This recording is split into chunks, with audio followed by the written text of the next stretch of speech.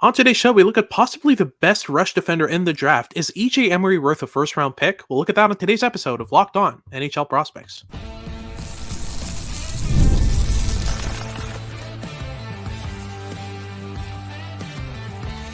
You are Locked On NHL Prospects, part of the Locked On Podcast Network. Your team every day. Hello and welcome back to Locked On NHL Prospects, part of the Locked On Podcast Network, your team every day. On this podcast, we break down everything prospects related for you 5 days a week, Monday to Friday. I'm Hadi Kalikesh, Director of North American Scouting for Dobber Prospects, with Sebastian High, Director of European Scouting and Head Scout for Dobber Prospects. And on today's show, we'll be breaking down EJ Emery's game in detail. The right-handed defenseman's played for the NTDP all season. We'll talk about his game in detail. We'll start off in the first segment with the puck skills, the skating, and the physicality. In our second segment, we'll look at the more in-depth stuff, so the toolkit, the habits, the decision-making, all that good stuff. And in our final segment, as usual, we'll look at the projection with EJ Emery, what his upside is, and which team would be the best fit for him. Before we get into any of that, though, today's episode is brought to you by GameTime. Download the GameTime app, create an account, and use code LOCKEDONNHL at checkout for $20 off your first purchase. If you're watching on YouTube, please like and subscribe to the video. Make sure to comment down below letting us know what you think of EJ Emery, what you think of our breakdown, all that good stuff. And if you're listening on your favorite podcasting platform, please leave us a rate and review and make sure to make us your first listen of the day.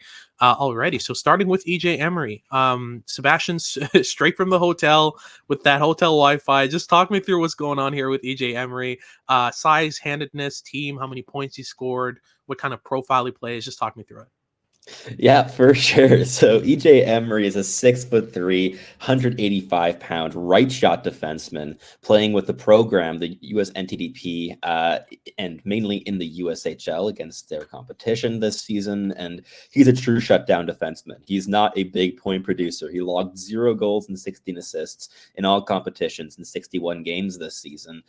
Though at the U18 World Championship, he did score 6 points in 7 games. All assists, but that was a big jump in production for the American blue liner, and he's a fantastic skater. The puck skills in this first segment are not going to be his biggest area of strength, but as we move into our second and third segments, it's going to become pretty clear why some outlets have him ranked inside the first round. For us at Dobber Prospect, just inside the top 50 in the end, but he's a projectable defensive defenseman with some limitations, certainly, but a really interesting overall projection. And some NHL team is almost certainly going to get an NHL asset out of this draft pick. Absolutely. I think that I think the best place to start with EJ Emery, just to highlight the good, would be the athletic tools. So we'll start off with the skating, obviously. I mean, the mobility is ridiculous with EJ Emery. He covers so much ice. At 6'3", 185 with the skating range that he has, it is ridiculous how good he is at skating backwards, transferring that backwards mobility into sideways mobility, using crossovers, either moving backwards or moving forwards to kind of accelerate into lanes. That's really kind of the bread and butter of his game. Everything kind of flows through the skating ability. But on top of that, he's a freak athlete. I mean, he scored so high on the combine. It's ridiculous. That easily raised his stock. I'd be really surprised if NHL teams took a look at his combine results and weren't at least impressed. Body fat percentage up the wazoo. I mean, just great physical tools. Some of the highest, high jumps, and he had the highest high jump with and without arms in the combine as well. Just great results athletically across the board. So I think in terms of physical tools, there's a lot to love here with Emery, right?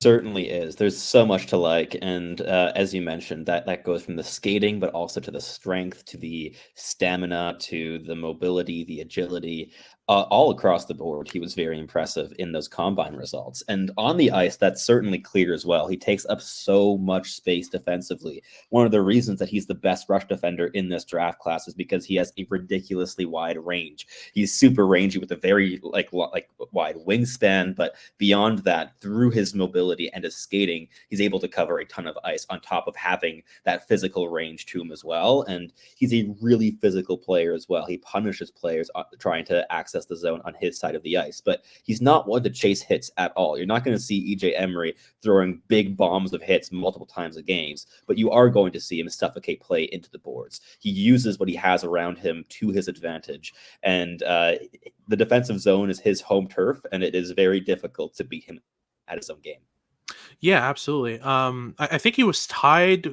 He was tied for first or second in wingspan in the draft. I think he had a longer Yeah. wingspan than Stian Solberg and Gabriel Eliasson, both of whom are absolutely massive.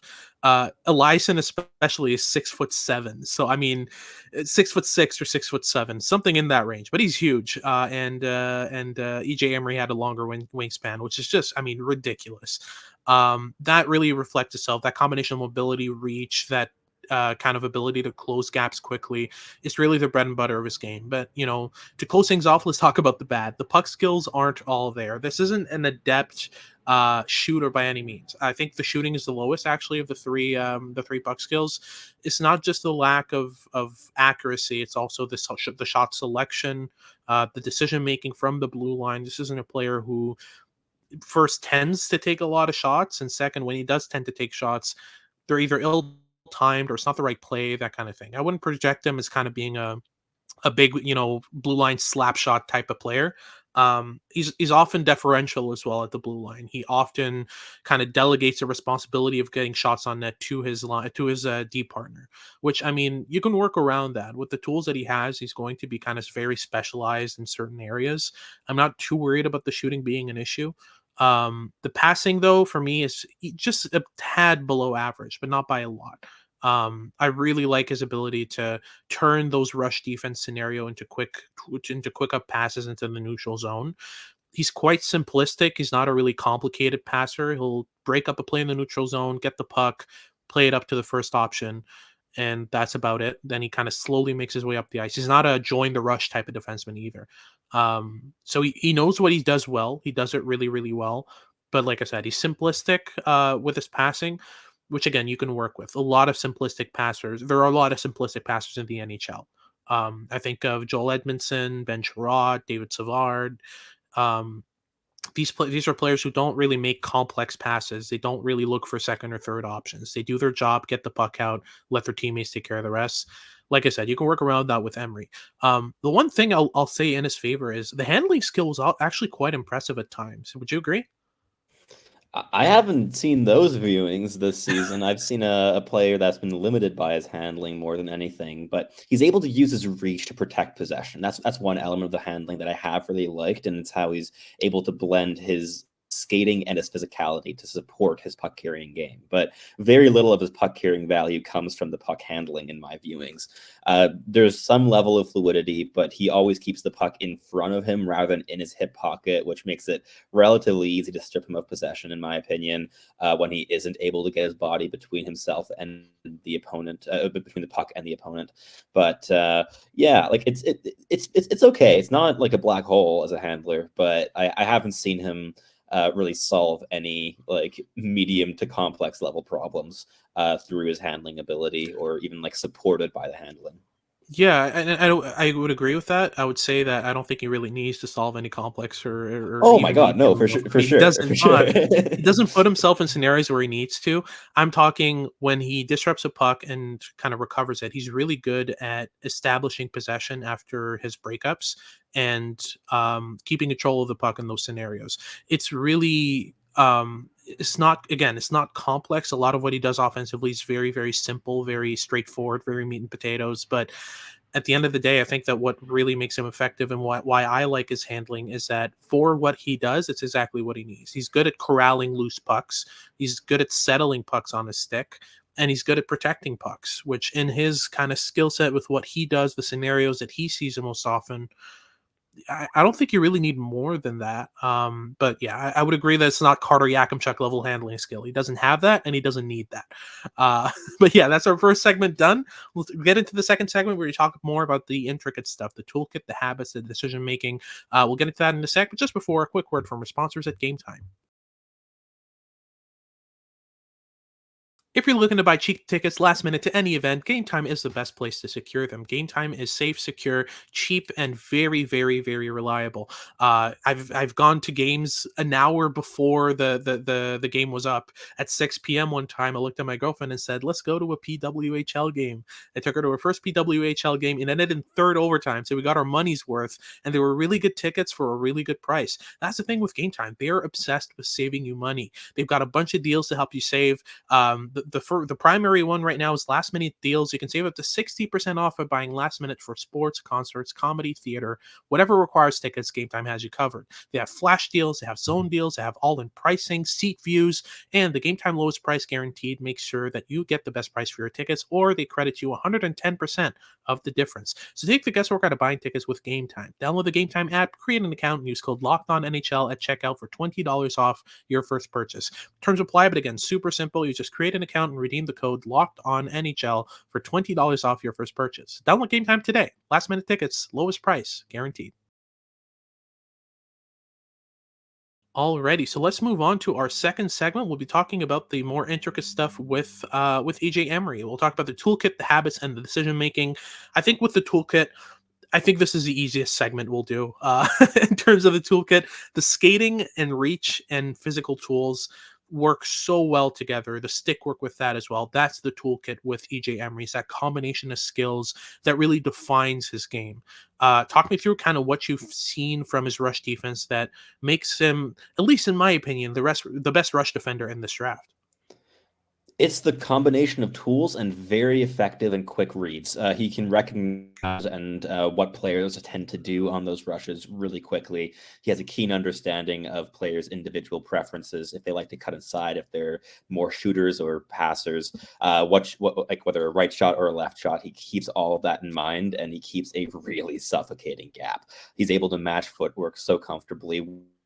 Wide or to the inside, he can make up that distance in about a stride or two, and you barely even notice that he was beaten at all before he's right back there between the net and the opposing player with the puck. So it's the combination of those high end tools and that high end tool kit, because they mesh together just so well in a package that you don't really see players developing until they're like 22, 23, 24 years old, especially for defensemen who develop a lot more slowly. And EJ Emery has that part of the game like set already at 18, which is very impressive. And I could see an NHL team taking that swing in the first round based off of that individual thing, because like the rush defending upside with this player is really high, and I think that he has so many of these tools that are going to be very applicable to defending the cycle as well. So there's a lot more runway for him in that direction, I think, in terms of keeping his head on a swivel and like being constantly aware of like the secondary and tertiary threats on the ice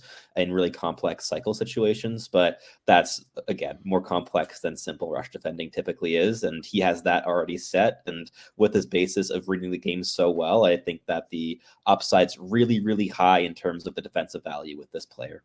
Yeah, absolutely. I think the thing is, the only area I've seen any complexity in this game is the rush defending. It's the ability to keep in consideration 3 or Yes. 4 variables. And that's the only situation that I've seen EJ Emery show any level of complexity. But he does it so well. He does it incredibly well.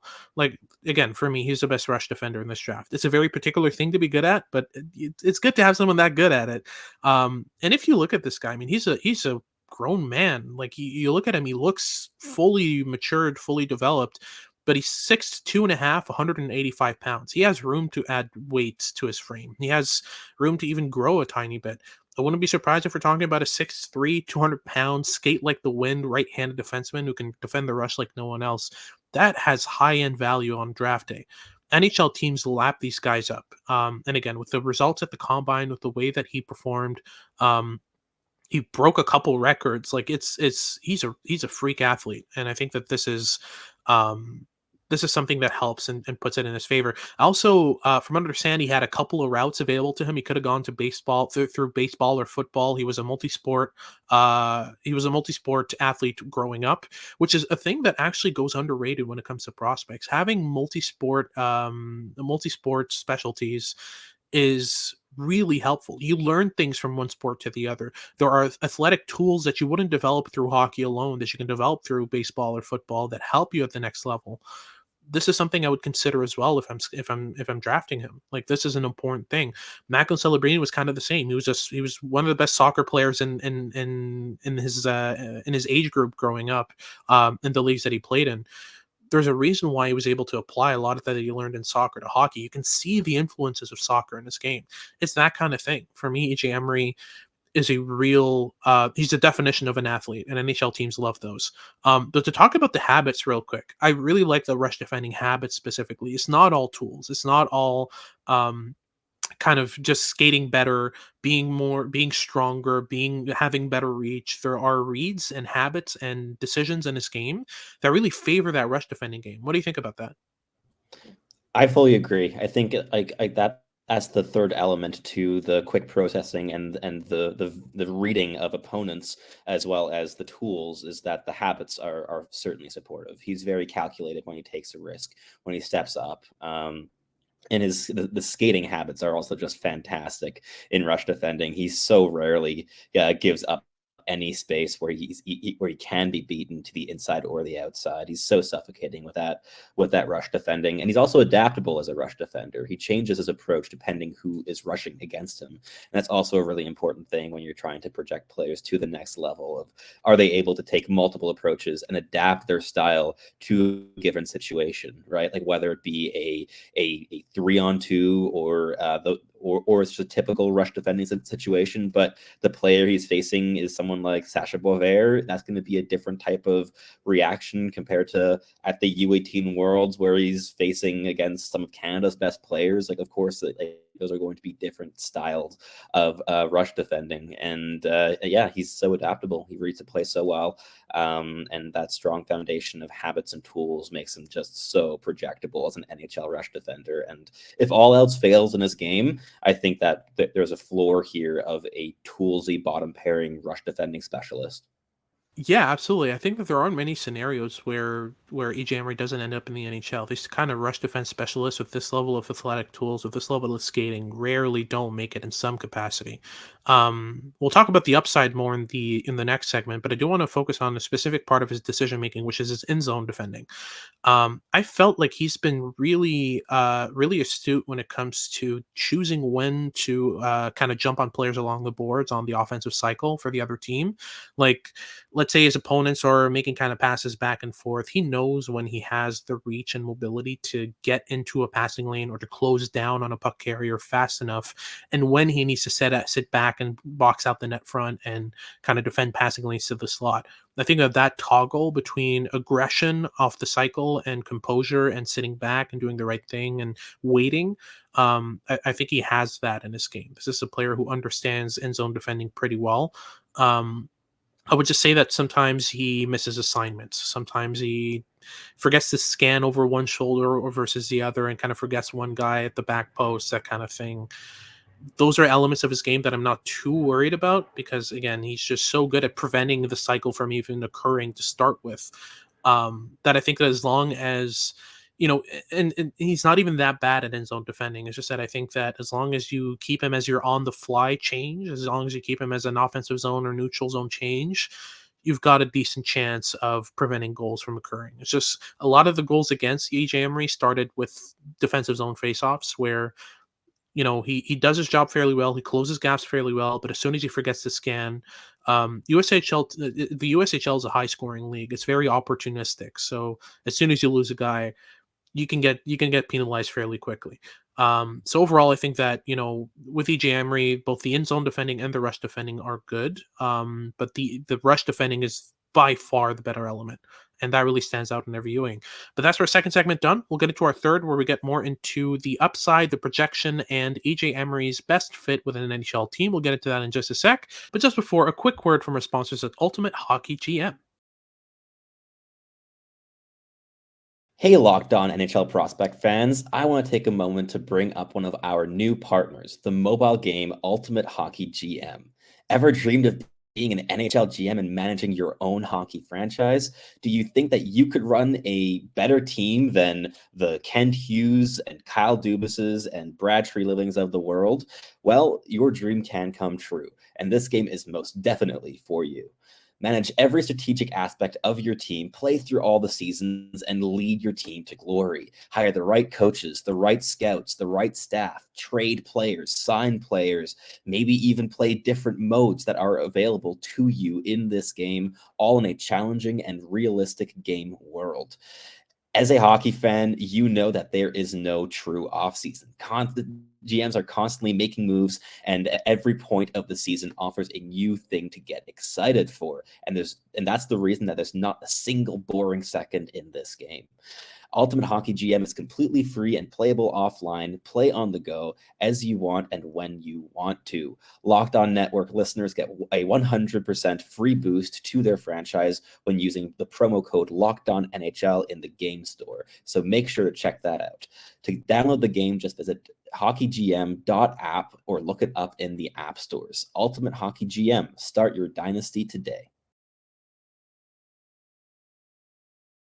Alrighty, so let's move on to our final segment here where we'll talk about EJ Emery's upside, what his realistic projection is, where he ends up on draft day, and which team is the best fit for Emery. We'll start off with the upside. I wouldn't say the upside is anywhere near kind of top pair potential. I'd be very, very, very surprised if EJ Emery ends up being a top pair guy. I think the most likely scenario with Emery is he ends up being a number 2, number 3 on a bad team, or a number 3, number 4 on a really good team. He has a profile that fits so well with what NHL GMs and coaches look for from their middle pairing defensemen, from their kind of supportive pieces on a middle pair, from their penalty killers. Again, the athletic tools and the skating combined just make him so projectable to the NHL that I think that if he has a good season or two, he can end up kind of convincing a coach or two to put him on a second pair. If he's on a bad team, potentially as kind of the true stay at home shutdown guy on a top pair. But if we're talking contender level upside, definitely second pair. I don't see him becoming a true, if you're a top pair defenseman on a contender, you're usually a top 20, top 25 defenseman in the NHL. I don't see Emery getting there. But I mean, the defending is just so projectable, right? I mean, I'd be surprised if we don't see Emery in the NHL at all. I would too. And he's off to a strong program at the University of North Dakota. And he's going to have the opportunity there to be a true insulator with another fellow freshman in Andrew Strothman, who's making the same jump to the NCAA next season. And I think that'll be a really interesting pair to keep an eye on.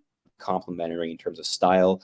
Emery's a right shot, Strothman's a left shot. Strothman's like a pure offensive defenseman who you want to give the puck. He plays with chaos, and Emery is a play killer, and he can really solidify that back end. I think that's going to be a really interesting environment for Emery to kind of explore like the style of play consistently that he will be asked to play in the NHL, to be an insulator, to protect the players around him, to allow players to take risks and trust him on the back end, because he is so good at just mopping up odd man rushes or loose pucks that come his way. And I think I'm with you. I don't really see any top pairing upside here. There's a reason that he's not like a consensus top 20 player for that reason as well. That upside isn't really fully within his grasp. That said, I do think that there's like pretty solid number 4 upside here for like on a contending team. If he develops well, he can be your presence on a second pairing. Will not be getting many points, but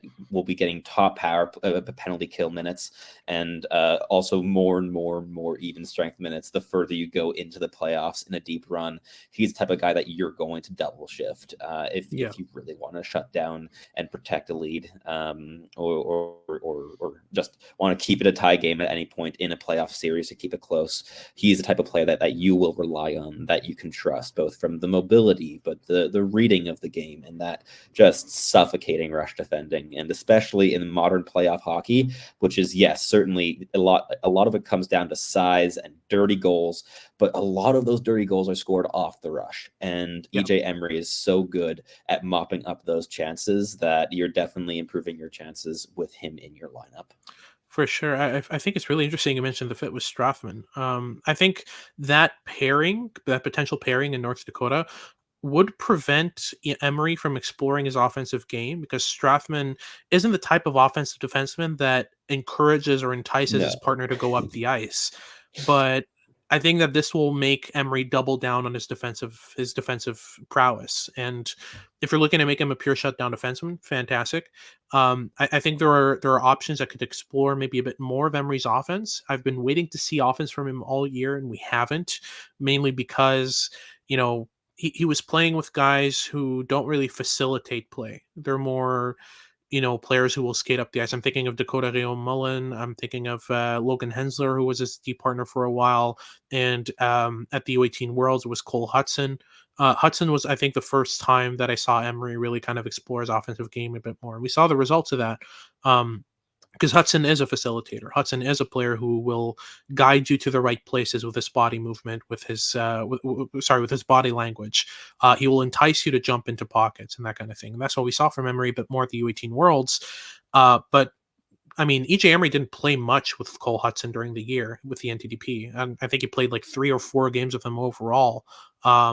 But yeah, most of the time he was playing with other D partners who weren't really the best for his game. So I'm curious to see how Emery develops with Strathman versus with other D partners potentially in Nodak, because I think he really needs a facilitator to kind of learn to explore his offensive game a bit more. Because I think it's mental rather than a physical. It's not a physical prevention with Emery. It's not that he can't shoot hard or shoot accurately or make a good pass. Is that he has it's more like he knows his role and he's trying to play within that role and kind of stick to it.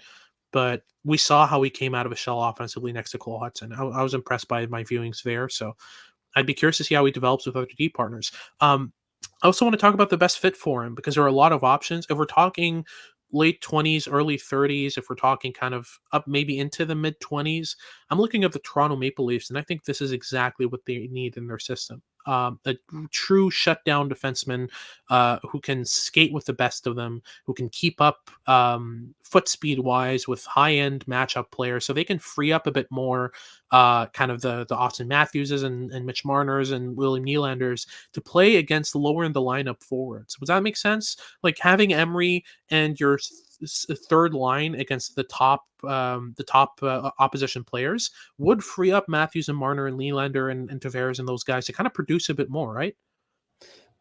And I think if there's any team in the top 25 that takes that swing on Emery, it is certainly going to be the Toronto Maple Leafs.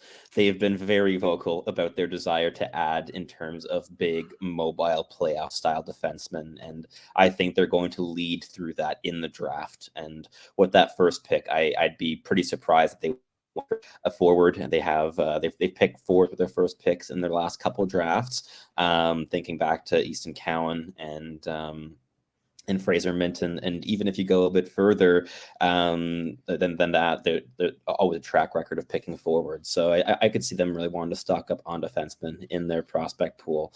And if there's any other team in the first round that takes that swing, I could see it being the Calgary Flames at 28th overall. We've seen their desire to add big, physical, mobile defensemen. They targeted one in that Christopher Tanev trade with the Dallas Stars in targeting Artyom Grushnikov rather than adding another second or first round draft pick, which was apparently an option for them.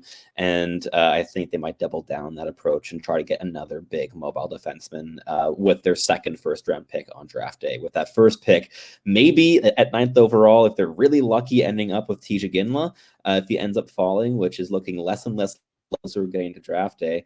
But I think that they picked that they use their first selection either on a dynamic defenseman or dynamic forward, and then have that second first round selection for perhaps a bit more of a simple stylistic player, but a guaranteed asset in some capacity who's going to be a minute muncher, which ends up playing on.